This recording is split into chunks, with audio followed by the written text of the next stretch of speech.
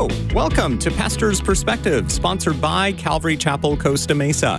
My name is Brian Perez, and we are live on this Veterans Day 2022 to talk to you. But we want to talk about specific subjects today, so don't call us right away unless there's the question that you have in regards to what we're talking about today. But here's the phone number, 888-564-6173, 888-564-6173. And answering your questions today, or on the program with us today, because who knows, we may not take any questions at all. It might just be banter between the five of us here. But joining us on Skype, we've got Tony Clark, the pastor of Calvary Chapel, Newport News in Virginia. Happy Veterans Day, Tony. Tell us where you served, etc. Well, I served in the United States Marine Corps back in the 80s, and I got out in Camp Pendleton in 1988. Very good. And in the studio here, Jimmy Orate, the pastor of TC, Transformation Calvary. I knew the initials, but I couldn't remember. Transformation Calvary out in the Inland Empire, specifically Rancho Cucamonga. Right. So, Jimmy, where did you serve? I served well in Vietnam. Got drafted in Fort Ord. And I got drafted in 1967. Did basic training in Fort Ord, Vietnam, came back, Fort Gordon, Georgia, and got out in 1969. Wow. Jimmy is one of the speakers at the Battle Scarred Military Conference that we've been telling you guys about for the past several weeks. It's at Calvary Chapel, Costa Mesa. Tomorrow, November 12th, you can get all the details on the Calvary Chapel Costa Mesa website, cccm.com. Now, also joining Jimmy and me in the studio today, we've got a couple of authors. They are Brian Andrews and Jeffrey Wilson. Welcome to Pastor's Perspective, gentlemen. Oh, it's awesome to be here. We appreciate you having us. So what have you guys written? What haven't you written? We've written a couple dozen books. Wow. Okay, so it's not just like one book. Tell us about the series that you've got going on. Yeah, so we're known for writing covert operations, military thrillers. We're both Navy veterans. Brian worked in the submarine force. I was with Special Warfare. Before you go any further, the subject matter may cause some women to say, oh, this isn't for me. I don't want to listen to this. But these books can be read by women as well, and they will find them good books. Absolutely. Okay. And I think because one of the things we try to do is honor the people that serve and the sacrifices they make, the impact it has on relationships, whether it's teammates or family. And in particular, the Christian series we have with Tyndale, The Shepherds, deals specifically with crisis in faith and spiritual warfare, but also the impacts on families and relationships a lot. So what percentage do you think is women? We actually looked at this. We have probably half. Yeah, close to half of our reading demographic. Oh, cool. Yeah, okay. Especially in that series. Yeah. So tell us about the latest book. Sure. Jeff mentioned the Shepherd series with Tyndale. It's a relatively new series. We're very proud of it. The first book, Dark Intercept, came out last year, and the second book came out this year in the spring, and Dark Fall, which is the third book in the series, just came out this week, so on November 8th. So fresh new material. It's available in ebook format, hardcover, and also on Audible. So if nobody has read anything in the series yet, should they... Well, of course, you would prefer that they buy all three books. From a business standpoint, yes. But if they dove right into book 3, might they be a little bit lost? I don't think they'd be lost. We try to write all our books in all our series so that people can enjoy a book as a standalone. But this series, more than any, I think you'd enjoy it more if you can see this entire arc of, we have this Navy SEAL who's got a crisis in faith and is wounded and has to find his way back to his faith through some other things that go on without spoiling anything. But it's an action thriller, so it stands alone that way. But to really get some of those other deeper things, it's probably better enjoyed start to finish in the series. Yeah. Very cool. So tomorrow you guys are speaking at the conference. We are. Okay. What are your topics?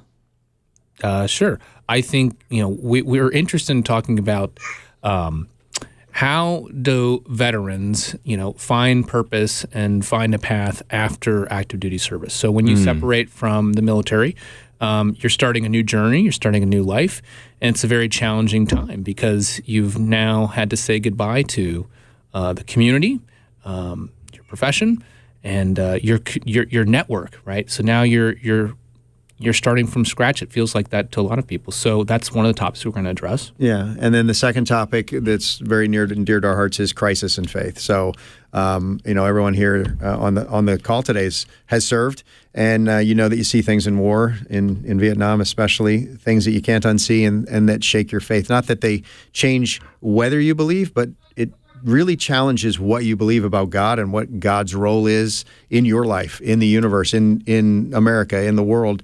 It's challenging for a lot of people, and myself included. Mm-hmm. And so I'll be sharing some of my perspectives and my story about that journey back to being comfortable with my faith after some of the things I experienced. Wow. And Jimmy, what are you speaking on tomorrow?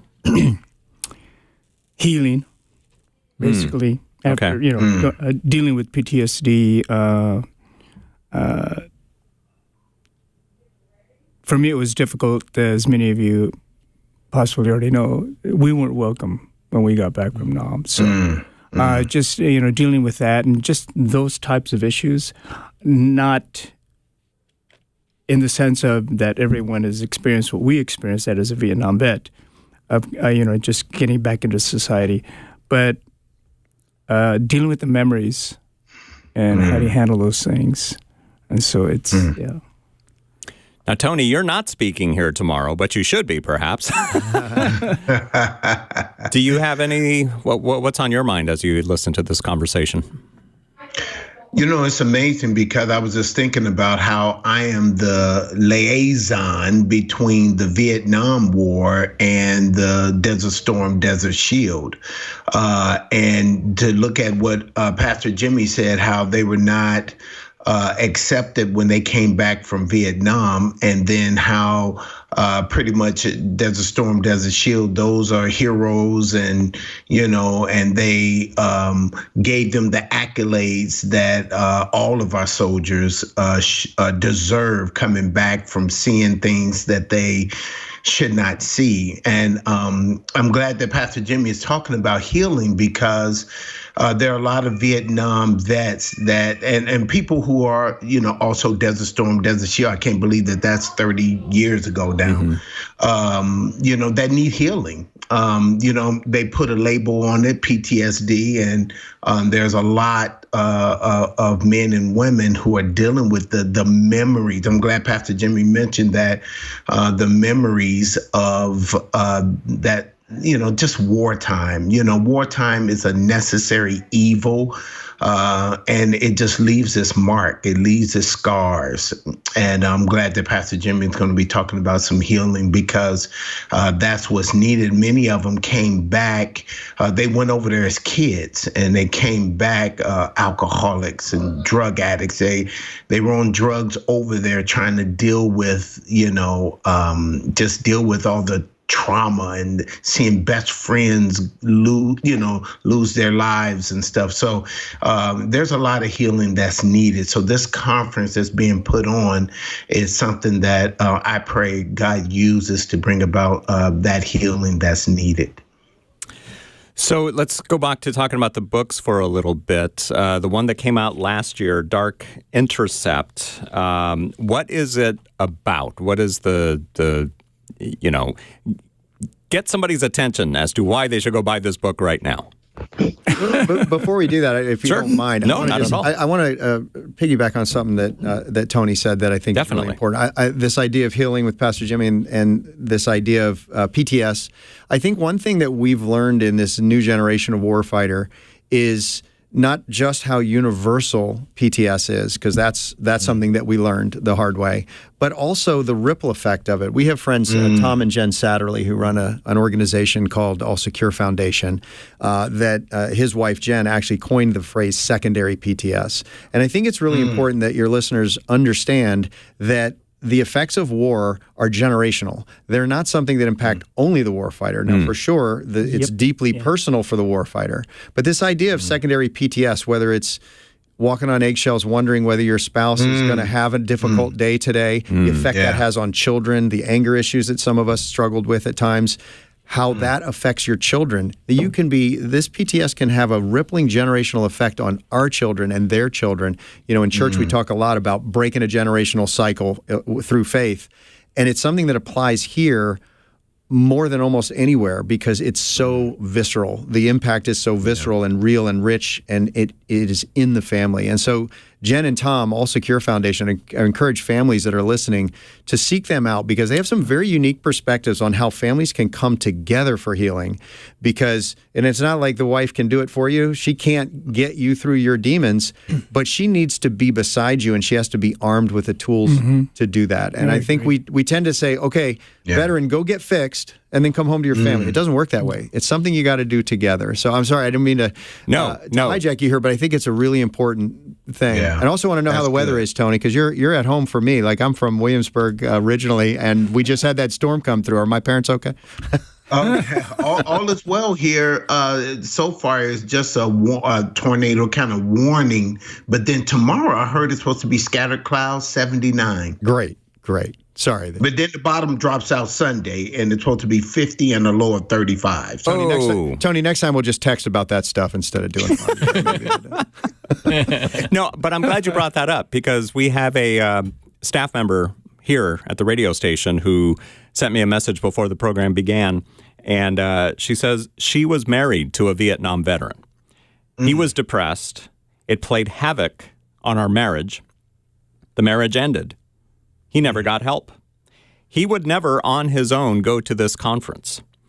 It's my prayer that the spouse would go to the conference, for resources, for support, etc. By the way, you can find out more about the conference at the Calvary Chapel Costa Mesa website, cccm.com. Go there. I think you can still purchase your tickets. This is basically an all-day event going on tomorrow at Calvary Chapel Costa Mesa. But speak a little bit more to that there might be a spouse listening right now, and we're going to open up the phone lines for veterans, either currently serving or have served in the past, or spouses, even children, grandchildren. You guys can call us with your questions as well, especially if you can't make it to the conference tomorrow, either because you're out of the area or whatever the case might be. But the phone number is 888-564-6173. If you're watching on Facebook, YouTube, or TikTok, the number's right there on the bottom of your screen. But what would you guys say to the spouses? Yeah, I like that. I think it's really important that you extended that invitation for this conference that way. The ministry we have, the Veterans Ministry at Grace Family Church that I'm involved with in Tampa, we learned that really early on. Like we opened this big ministry, we had all these announcements. You know how we're all church people. You know how that works, right? You do all this stuff, and then like 4 people come. And what we found was that the way, just like Jen and Tom talk about, the way to that veteran was through the spouse. We started speaking at the women's ministry. So we would come and give a 5 or 10 minute message at the women's ministry, the beautiful ministry at our church. And we would have dozens of women come up and talk to us. And again, I'm not trying to, men, women, there's many women veterans that are struggling too. Exactly. But to find, for our men's ministry, to find those veterans and get them there, I don't want it to sound manipulative, but we had to go to their wives, right? And I can tell you stories. I told Brian a story just last night about a guy who he came to the group every Saturday, and he stood in the back with his arm crossed, rolling his eyes. And 6 months later, that guy was the first one to say, "Wait, guys, we haven't prayed yet. Let's pray." And he told us later that ministry saved his life. But the reason he was there was because his wife heard me speak at the women's ministry and said, "You're going on Saturday." Right. And so, spouses that are out there, whether you're a veteran or not, if you're related to a veteran, if you're a family member of a veteran, this is a conference that has resources for you too. And so we would encourage you, if you can't get the veteran to come and listen. Exactly. There's so much information. There's vendors there, right, Jimmy? I agree. I wholeheartedly agree with you because, a lot of families suffer trying to cope with what's going on with the vet, and they don't know how to handle it. They don't even understand what's going on. And I've talked to vets. I don't say anything because they won't understand. They won't understand. And I agree with that. And that's why I think it's great that any family member that has a veteran that has seen combat or whatever other type of trauma they've experienced to come and just see what they can do, what their role is to help bring healing or recovery from that. That understanding is the key, right? Yeah. Because I've been that dude that didn't talk to my wife. And I have a wonderful marriage and was, throughout the struggles, we never had a marital problem. But the problem in the marriage was that just what you described. I can't or won't go to her and tell her some of these things for a myriad of reasons. One is she can't understand it. It's why we have military ministry, right? Because that guy's not going to talk about Jimmy dying in his arms at, with the banker at his small group table. So that's one reason. But the other reason is it's like there's this dark side of yourself that maybe you don't want her to see. You don't want anyone to see. You don't want anyone to see, but especially your wife or your children, because they don't picture you that way. And I think that understanding that is important for families, and another reason why spouses would benefit from a conference like this, to just get that understanding of what that looks like. I agree 100%. Don't you think? And the spouses are like, why is he not close to me? It's not that. But how do you make them understand? Yeah. But the important thing is to speak to someone. Yes. You cannot let it stay inside. You bottle it in, you get all those, it's just wrong. And we see in the military, there's so much hurt. There's suicide. I read a story just a few days ago up in Alaska, four Army men from the same, I think it was from the same unit. They committed suicide within a month's time. And things are kind of different in Alaska, because it's Alaska, but it doesn't make it any easier. Tony, did you want to ask something? Yeah. James 5:16 says, confess your faults one to another and pray for one another that you may be healed. The effective fervent prayer of a righteous man avails much. And so that confession is good. Even the world has picked up on it. We have sayings, I'm glad I got that off my back. I'm glad I got that monkey off my back. Because there's healing with confession. And when you have someone who can weep with those who weep, can weep with you, like Romans 12:15 says, and rejoice with you. See, they're right there, especially those who understand you, who's been there, who've been in the muck and the mire with you.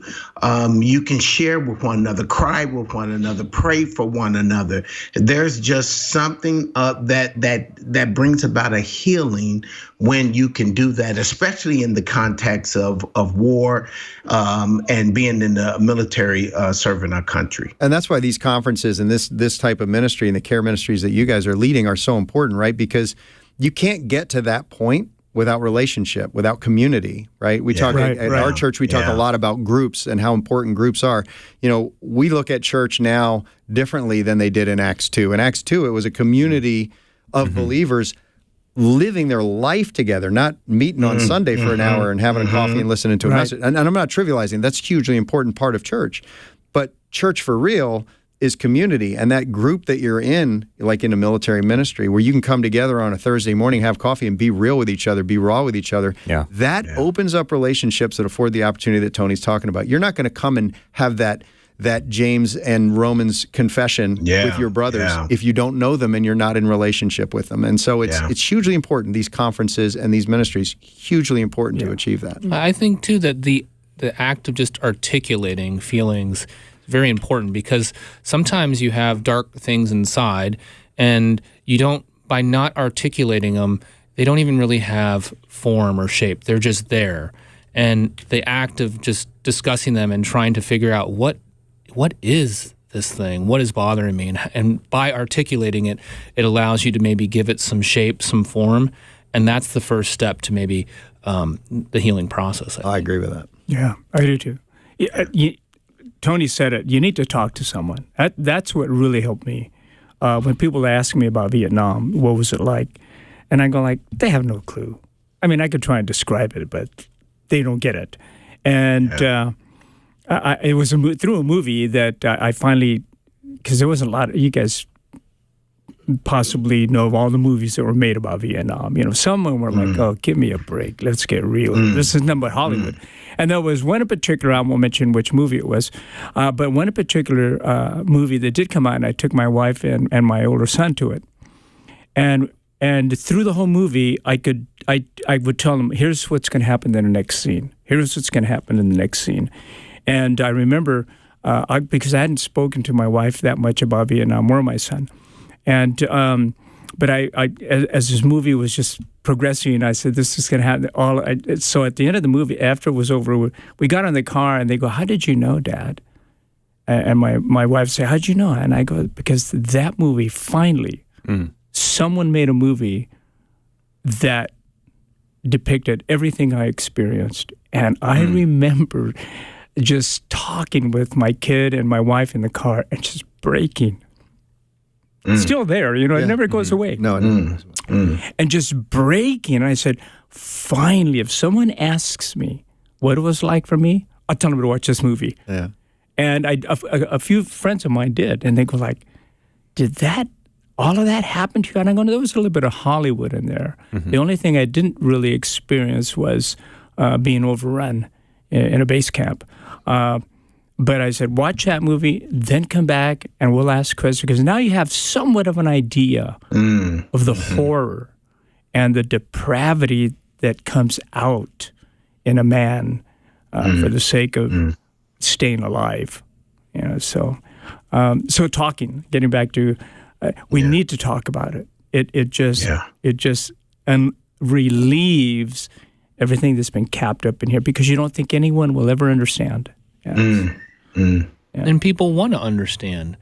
They want to, and you have to give them a chance, right? Yeah, well, that was hard for me. Yeah, They'll never get it. They'll never get it. And they might not understand right away. Yeah. But Jeffrey, you mentioned the gentleman who was sitting at the back of the sanctuary when you had this meeting, and I'm wondering, tomorrow at the Battle Scarred Conference at Calvary Chapel, Costa Mesa, there might be guys and gals who maybe don't want to come out because they're thinking, well, I'm just going to go by myself. I'm thinking that there's going to be this sense of community there that nobody's going to be by themselves. You might go sit in the back and just kind of want to sit there by yourself, but I can just picture other people coming up to you and just... And not just that, you'll feel it yourself instantly. And when people who have served fully understand this, no matter how many years it's been since you were in that brotherhood, in that community of shared experience, shared suffering, shared triumph, no matter how long it's been, the moment you're in it again, you feel it, and it's real. And it's why military ministry works. It's why you can't just encourage a veteran to just see a counselor or just go to church or just get into a men's group. Those things are important, and I'm not trivializing them. But if you're not in a community of people with shared understanding, then you're never really going to be able to let go of some of those things. And the moment they walk into that room and they're with service members and veterans, they're going to feel that brotherhood. They're going to feel that camaraderie. It comes alive instantly. And everyone that we've worked with in our ministry in Tampa has said that. I didn't think I'd be able to say anything, but by the third week I was there, it was like I was back in the unit. And there's a lot of that, right, Tony? There's a lot of screwing with each other and making fun of each other and that sort of thing as well, because that's what we do in the military, right? And that's okay, because that's part of the bonding that allows us to get to those important things that are underneath. So, they'll be comfortable. Good. So again, go to the Calvary Chapel Costa Mesa website, cccm.com, find the events page, and then scroll down, look for the Battle Scarred Veterans and Military Conference. It is all day tomorrow, Saturday, November 12th, and it's $20, but that's going to get you a lot. And if you can't, the $20 is too much, let's talk, because we might be able to do something for you guys. I'm looking at, Jeffrey, what was the organization that your friends started? All Secure Foundation. Are they going to be there tomorrow? They're not able to be there, okay. no, unfortunately. But the reason I ask is because I'm looking at this. There's a link on the Calvary Costa Mesa page that talks about the Battle Scarred Conference. It's resource vendors, and boom, there's like 24 vendors that are going to be at the conference tomorrow, from credit unions to our radio station, just a bunch of different resources. Tyndale's going to be there. Tyndale is the publisher of the books that you guys have done. So are all your books going to be there, available for purchase?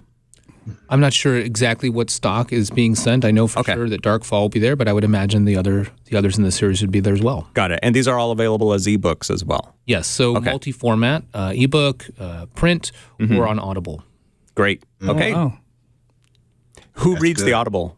Is it you guys or? No, we're not the voice actor. We have a wonderful voice actor named McLeod Andrews who performs. Okay. Yeah. No, there's a reason I asked that, because there's a lot of when it comes to audio books. And I guess this is a story, so it's not, a first person or anything. But I like reading or listening to audiobooks when it's the author who's reading it. Yeah, but, nonfiction especially. Right. These are thrillers. These are fiction, action, adventure stories. We need a pro. Yeah, I was going to say. And it's not us, let me just tell you right now. Yes. You don't want to hear me read it. Totally. So again, the Battle-Scarred Veterans and Military Conference tomorrow at Calvary Chapel, Costa Mesa. All the details at cccm.com. Who else is going to be speaking there other than Jimmy Orate, who's here in the studio with me today on Pastor's Perspective? We've got Stephen Brown. I met Stephen a few years ago. Great guy. Have you guys met each other prior to this, or No. Stephen or Jimmy or nobody? Wow. I can already tell we're going to stay connected with Jimmy, though. Very cool. And, of course, Brian Andrews and Jeff Wilson here. So if you've already got these books, bring them, and these guys will sign them. Absolutely. Yeah, for sure. Take selfies and all that other stuff. But 888-564-6173 is the number to call if you've got questions specifically dealing with, military issues and the like. But COVID, how did that affect the military ministry and churches? What would you guys say?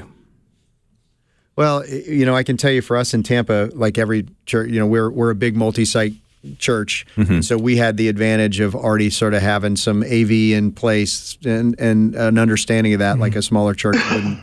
We transitioned immediately into doing these things on Zoom, and everyone in the room knows how horrible that is. But how much better than nothing is that, right? Exactly. And it affected us. We lost some members. In other words, membership. I'm not saying lost some lives, but we definitely had some fall off in attendance and membership. That was difficult, but we were able to bring it back. So just exploring different ways to meet was the key. But we're back up in Florida and spooled up and meeting in person, and it's back to business. God finds a way. Like always. Yeah. Yes, He does. Tony, you had a thought? Yeah, our church is primarily almost all military. They're either active duty, veteran, they're doing out of uniform, what they did in uniform, DOD, spouses. So it's totally military. And how COVID affected that is that it caused people to go into isolation, and then they're left with their thoughts. And so there was a lot of additional depression. There was suicidal thoughts and things because they didn't have the community of the church gathering together in order to keep them lifted up and keep them encouraged. And so by them being isolated, many of them have lost their way. My friend Ed Stetzer wrote an article in the Outreach magazine. He said during COVID, a third of the church returned, a third of the church is undecided, and a third is gone forever. And so we've seen that happen in our church where, the 2/3 that have not come back, they're being slowly replaced by new people. But there's a lot of people that because they didn't have the church, the gathering, what I mean, you understand what I mean, the gathering of the church, the Hebrews 10:25 of the church. Many of them went into isolation, and many of them have just lost their way. So there might even be people listening tomorrow will be their first time back in a church within the four walls. You never know. No doubt. Yeah, because they're going to be meeting with a bunch of like-minded individuals, and that might be a great time of healing. So come on out, the Battle-Scarred Veterans and Military Conference at Calvary Chapel, Costa Mesa, here in Orange County, California. It goes from, what time does it start? 9. I think 9 a.m. 9. I'm glad you know, Jimmy. I was going to say. I had to look at it this morning. What time do you have to be here, Jimmy? Let's put it that way. But it's an all-day lunch provided as well. That's part of the cost of the ticket, but you can find out more at the Calvary Chapel Costa Mesa website, cccm.com. Click on events and then find the information about the Battle-Scarred Conference. All right, we got to take a break, and we will be back in just a little bit with my guests, Tony Clark and Jimmy Orate, and authors Brian Andrews and Jeffrey Wilson. Give us a call if you've got any questions about what we were discussing in the first half of the program. 888-564-6173, 888-564-6173.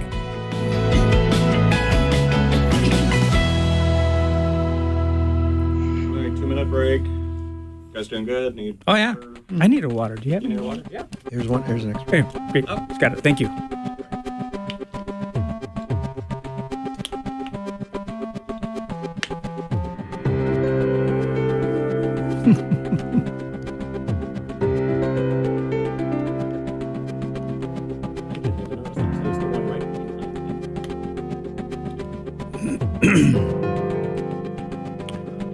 So when are you guys heading back? I'm heading out on a red eye tomorrow. Oh, God. Yeah, I was going to say. Well, I haven't seen my kids since Wednesday, and if I travel on Sunday, the only flight that will work gets me in at like 9 p.m. Oh, forget it. So it's worth it to have a bad night to get the day with them on Sunday. Yeah. It's Right. awful. Half the program, where do we want to go? Wherever you take it. That's right. You're the professional. We're here for the ride, my friend.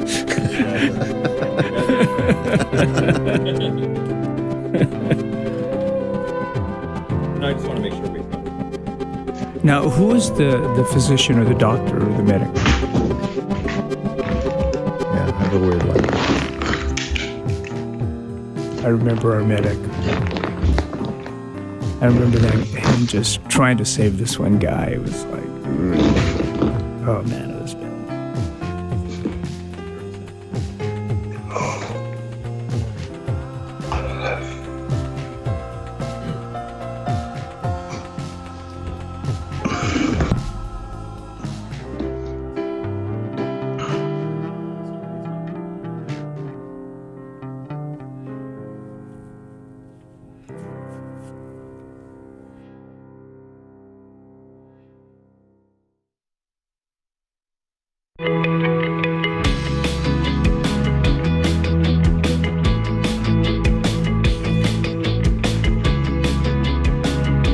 Perspective continues now. My name is Brian Perez. We are live today on Veterans Day 2022. Happy Veterans Day to you guys listening who served, who are currently serving. Thank you very much for your service.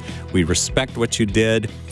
We've got Tony Clark and Jimmy Orate here answering questions and just having a conversation with our guests today. It's Brian Andrews and Jeffrey Wilson. They are authors.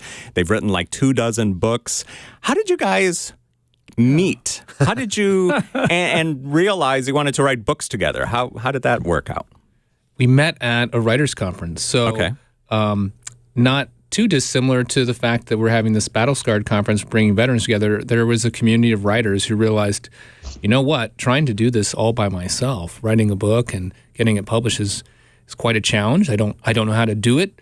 I need to learn the craft. I need to learn how do I pitch? How do I get into the publishing industry? And a group of thriller writers got together and they formed a community called the International Thriller Writers Organization, or ITW. And I think Jeff and I independently were working on our own path to publication, realized I don't know what I'm doing. And I need to talk to some people that do.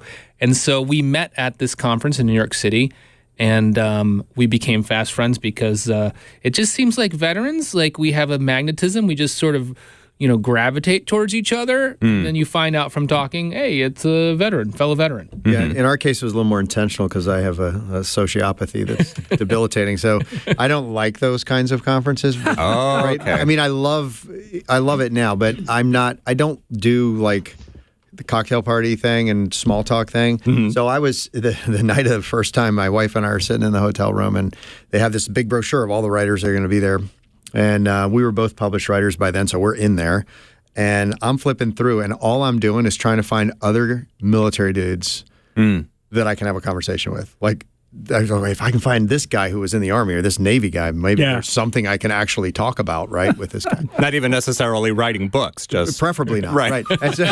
And so Brian was one of the people I like sort of taking a mental picture of these headshots so I can recognize them. And Brian was one. And so we go down to this reception.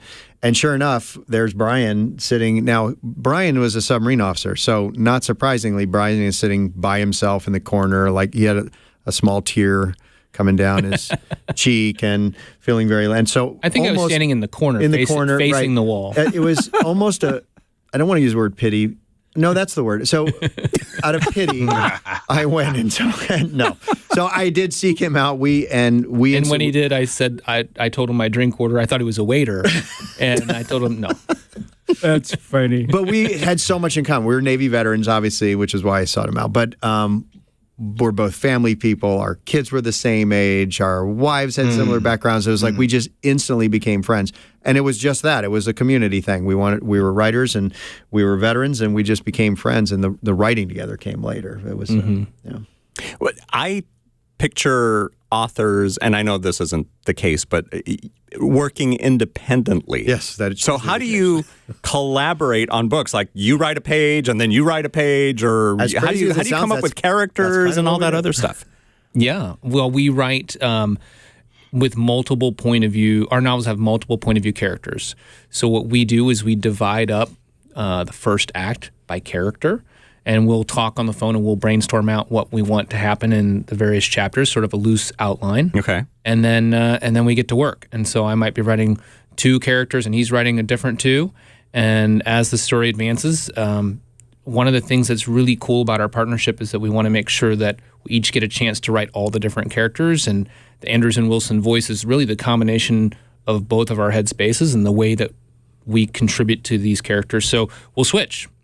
And the characters that he was writing, I'll take on in some additional chapters and vice versa. And by the end of the book, we're swapping back and forth all the time. You get one consistent voice all the way through. Mm-hmm. Andrews and Wilson, by the way, have a website where you can read all about them and purchase their books and everything. It's andrews-wilson.com. Andrews-wilson.com.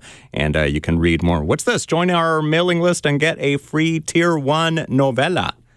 Now, when I read the word novella, I think the Spanish TV, Channel 34. It's not that. Okay. No. Just want to make sure. Longer than a short story and shorter than too long to be a short story and not long enough to be a novel. Got it. So check that out at andrews-wilson.com.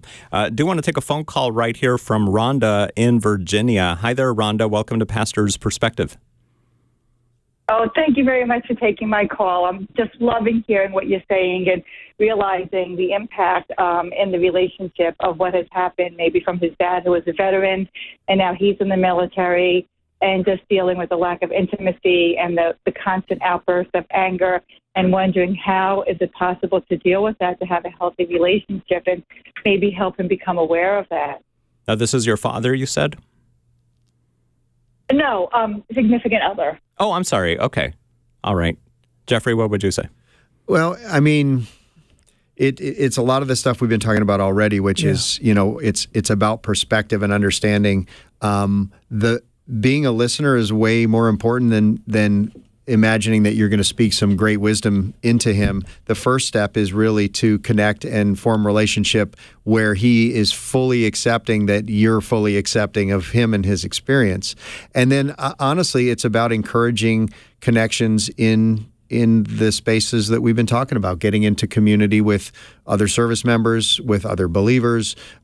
Your relationship with him, in my opinion, I'd love to hear what both Tony and Jimmy think about this, but I think that your relationship is going to be highly dependent on his relationship with himself, that can only be fixed through some of the healing things that Jimmy has been talking about, and that begins, I believe, with community for him. So your relationship is dependent on those things and encouraging him to seek those things out. Tony? One of the things I'm curious about is, does he have a relationship with the Lord? Yes, he does, and I don't know how deep it is. He is a believer, and he wants to grow spiritually, but I can't say like he fully has it, like where it guides his life. But he wants that. I know he wants that.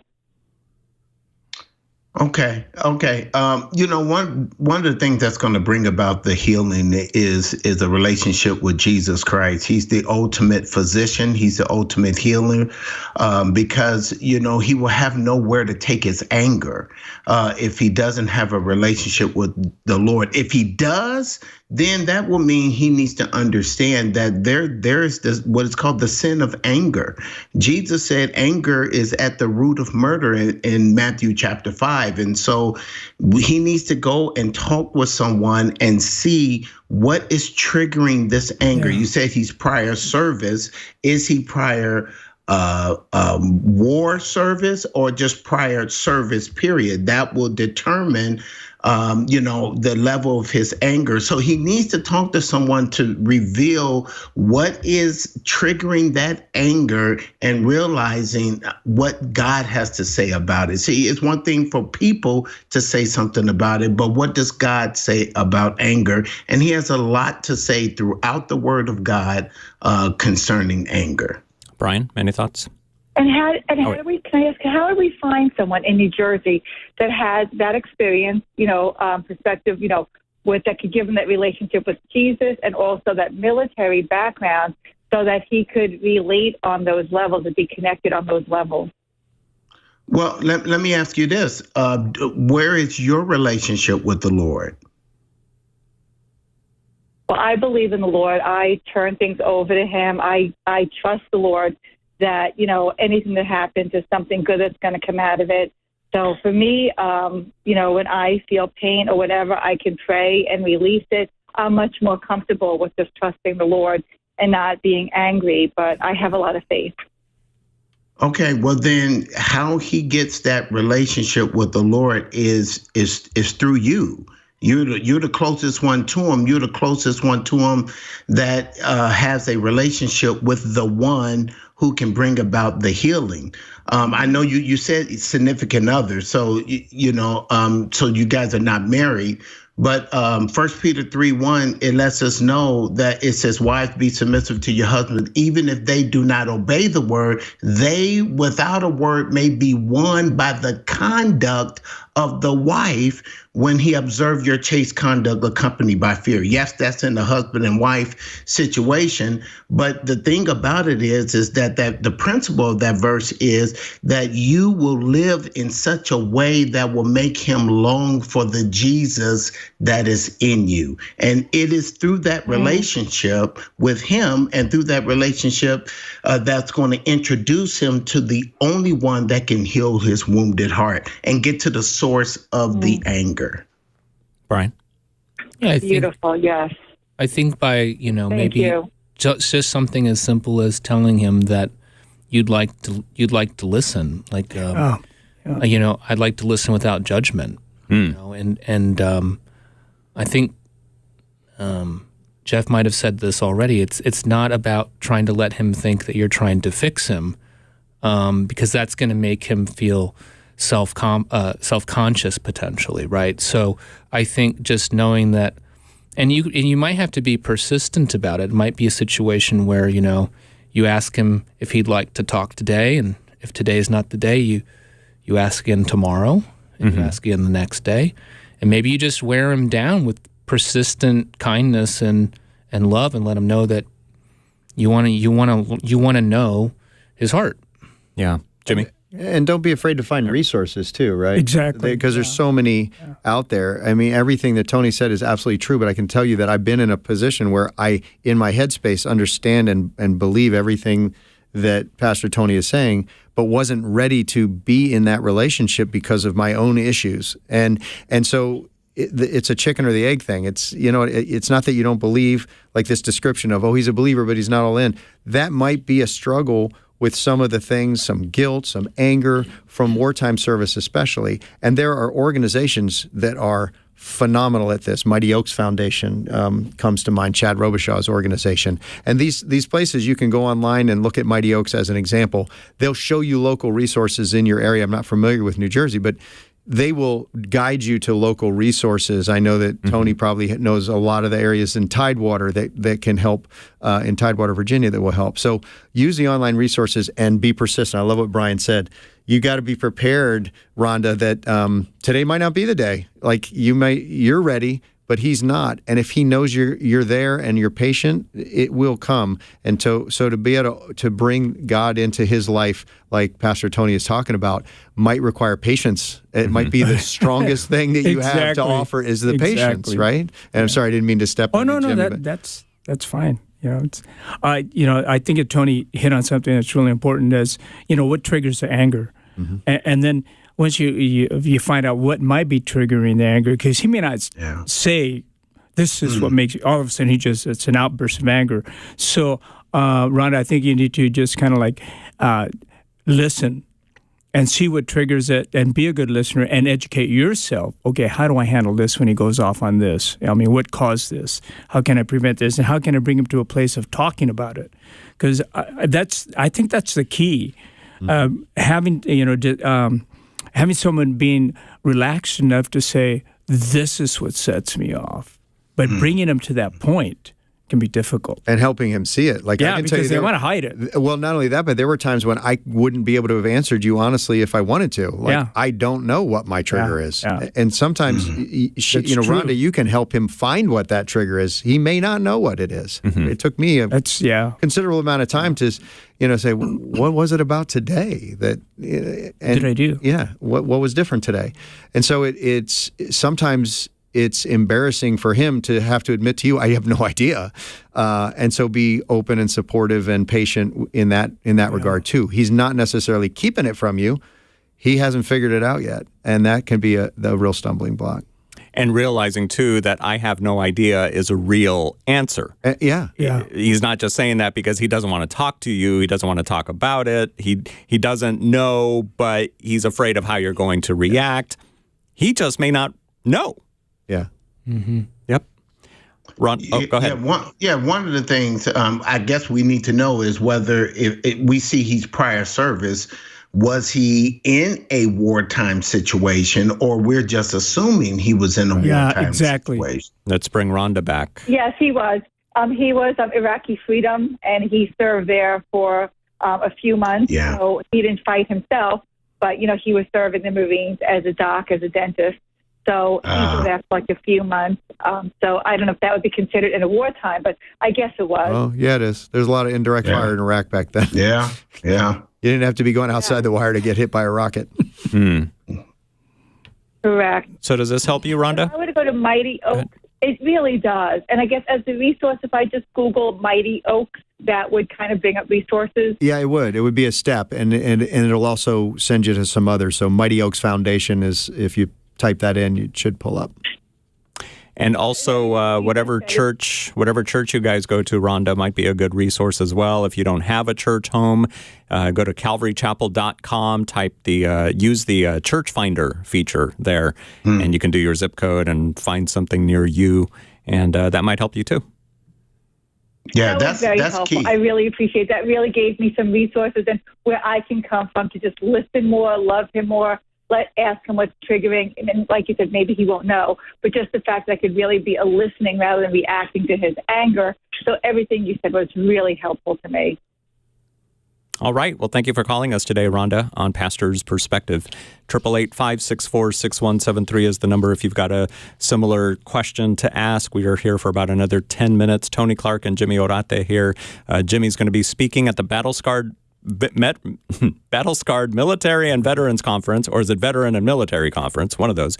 It's at Calvary Chapel, Costa Mesa tomorrow at November 12th, all day. You can find out more at the Calvary Chapel Costa Mesa website, cccm.com. Here in the studio with us as well, Brian Andrews and Jeffrey Wilson, authors of several books, novels, and would you call them novels? What would you... They're novels. And yeah. And I think, listening to Rhonda, I want to make another point, which is with this Shepherd series, the first book is Dark Intercept. One of our goals was to write a series that would give couples and family members something to talk about. Because a lot of a lot of women typically read more books than men. Some men read one book a year. You know, if you're lucky if you can get your significant other to write or to read that one book. And I think what's great about this series is that, like Jeff said earlier in the broadcast, that, you know, we're incorporating, there is action, but at the root of the story, it's about the people. It's the family, the characters, and they're all trying to find purpose together. And so there's lots of discussion topics, and I think just you'd have fun, you know, the adventure part is fun, but a conversational topic is useful too. Yeah, things like we delve pretty deeply into the topic of good and evil. What is good and evil, really? What is God's role in the universe? You know, it's astounding how many churches talk about one and not the other. And so we get into that. We get into crisis and faith, like I talked about earlier, and also this idea of spiritual warfare. It's, you know, another thing that we do poorly in church is talk about spiritual warfare. Not Calvary and not Grace Family Church, if my pastors are listening, but the others, all those other churches. So I think that it's fun to do it in fiction because you can really go on that ride. And if that ride is also ends with a conversation, then we feel like we've done our job in this series. If it can start those conversations between couples like Rhonda and her significant other, talking about what's shaking your faith right now, what is good, what is evil, where's God in the battle space, right? I know Jimmy dealt with that. Where's God? God's not here. Chad Robichaud in his book, he talks about his first deployment, his wife, and he was a solid believer. And she called his first phone call home. She said, "What can I pray for you?" He said, "Don't pray for me. God's not here." And he meant it. And that's a horrible thing to say. But I remember feeling that exact feeling. And so trying to play with those themes in a novel makes it a little more accessible than nonfiction sometimes because it's entertainment, but it still makes you think. Yeah, it's not just a book about spiritual warfare or a book about having a crisis of faith, but you get into these storylines, you become one with these characters, and you're like, wow, that's what I'm going through right now. Yeah. Jimmy? Looks like you want to say something. No. I was just thinking about that comment. Don't pray for me, God's not here. Horrible. Well, I wasn't a believer when I went over to Nam, but then again, I'll be sharing this tomorrow, I believe. I got it on my notes. There's no atheists in foxholes. Right. And I think a lot of people make promises to God when they get over there. When I realized, there's guys out there that want to kill me, So I made a promise to God that if He got me through Nam without any, without a scratch, that I'd serve Him. And I didn't keep that promise, obviously, till about 11 years later. He held me to the promise. But I did. I got out of Nam without a scratch, being that I was a recon, infantry, RTO, radio man. And all the statistics that go with being a radio man in a hot LZ. Yeah. But, I just thinking like, I really, after making that prayer and saying, God, get me out of Nam without a scratch, I didn't think about Him that much after that because I was too much into that survival mode. Yeah. It's look out for my friends and me, and hopefully I make it, for through the first 3 months. More than likely, chances are I may not. And just a lot of things, as you guys know, and more than likely have heard, just with all of that stuff, seeing all those things and just wanting to survive, I hope this isn't too harsh or too raw for anyone. You just become like an animal. You just take on this animal instinct. It's all about survival. And you get close, but you don't get close. And you see things, and you kind of put them out of your mind, but they don't really go out of your mind, as you guys know. They just go back here, and then pretty soon, when you get away from it or you get back home, they start surfacing. What did I do? Why did I do it? I mean, what was I thinking? Well, you weren't thinking. And so I guess I can kind of understand when he said, don't pray, God's not here. But for me, in retrospect, God was always there. Of course. He had a plan for my life. Right. And unfortunately, I had to see some of the things that I saw and did some of the things that I regret, which sometimes are really difficult to speak about. But nonetheless, God was there. So that's what I was thinking as you were seeing me gazing up into the sky. Well, you said something else that I'd like the listeners to hear, and that is this idea of compartmentalization when you're downrange. And especially in our time with multiple deployments, 8, 9, 10, 12, 15 years of constant deployments, like Tom Satterley did. These things, it's not uncommon. I want people out there to hear this. It is not uncommon to be absolutely fined for a decade of constant deployment. And when the first year or two that I stopped going downrange, I was having struggles from things that had happened literally 7 years ago. And I was like, why is this bothering me? Like, it was shocking. And I want people to know that's not weird. You're not abnormal if suddenly things are crashing in on you that you thought were, like I thought about them, they didn't bother me at all. But now I can't stop thinking about them and they bother me a lot. Don't feel abnormal. That could be the answer to Rhonda, too. Yeah, that would be good for Rhonda to hear, because that's not abnormal, and understanding that gives you a starting point, I think. That's important. Yeah. We've only got a couple of minutes left. Here's a question. Somebody listening might be thinking of joining the military, but after hearing some of these stories, maybe they're thinking, I don't know. I mean, I don't know. It could be, a younger person who has watched war movies or heard stories from their grandparents or whoever, and they're like, yeah, that's what I want to do. I want to fight for my country. But there's a cost, would you say? There's a huge cost. There's no glamour in it, and I would not change anything that I did. I am proud of everything that I did. I'm not everything I did, but I'm proud of having served, and I have no regrets. Yeah. I have scars, but I don't have regrets. I'm proud to have served a great nation. I'm proud to have fought on the side of good and try to beat back evil. And so, to me, the cost is worth it. Would you guys agree? The rest of you? Yeah. Even though I didn't want to go, but it was a free ride from the government for me to go on tour. All right. So again, the Battle Scarred Conference is happening tomorrow, November 12th at Calvary Chapel, Costa Mesa. cccm.com is where you can go to get your tickets and to find out who's speaking, to see all the vendors that are going to be there. Not only is it a list of vendors, but you can also click to the websites of each of these vendors. If there's one that, maybe you can't go to the conference tomorrow, but you still want to get in contact with some of these vendors that are going to be there, again, go to Calvary Chapel, Costa Mesa's website, cccm.com, click events, and you can find out all the details there. And Tony Clark and Jimmy Orate, thank you guys for joining us on the program today. And our special guests, our author friends, Brian Andrews and Jeffrey Wilson. Thank you guys for coming out. Thank you for writing these books. Thank you for finding each other at that conference in New York. I mean, the world is a richer place when there's great literature out there, when there's great books to read and great stories to tell. And I'm glad you guys collaborated and did this. Oh, thanks, Brian. Yeah. Thanks for having us. I just want to, I don't know if I should say this now, but I'm just excited to be able to come and share tomorrow. But if anyone's listening and are you going to attend? You're going to be here? I'm going to stick around. I'm not just going to be a speaker. I want to be available to talk to anybody who wants to talk. We'll be there all day, too. I kind of figured you guys would do the same thing. I think that's important, because there's that connection.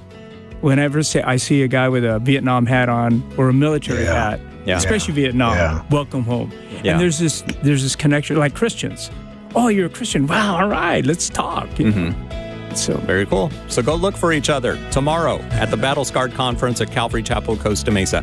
Thank you guys for listening. We'll talk to you again next week. Pastor's Perspective was sponsored by Calvary Chapel, Costa Mesa.